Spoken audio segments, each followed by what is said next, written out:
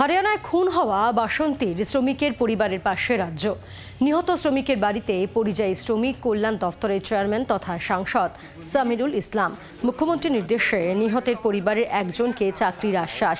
পাশাপাশি অভিষেক বন্দ্যোপাধ্যায় সাংসদ তহবিল থেকে পরিবারকে ৩ লক্ষ টাকা আর্থিক সাহায্য তুলে দেওয়া হয়।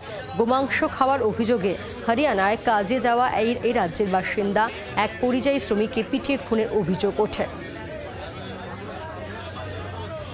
গোরক্ষর নাম করে লাভ জেহাদের নাম করে খুন করছে এই ছেলেটি সাবির বন্দী পেটের দায়ে প্রাণের দায়ে জীবনকে সুস্থ স্বাভাবিক রাখার জন্য তার পরিবারকে নিয়ে সবাইকে নিয়ে আত্মীয় স্বজনকে নিয়ে হরিয়ানার একটা বস্তি এলাকায় সেখানে থাকত এবং খুব লোহা লক্কর বা কাগজ কুড়োনোর কাজ বা অন্যান্য কাজকাম করে জীবিকা নির্বাহ করত।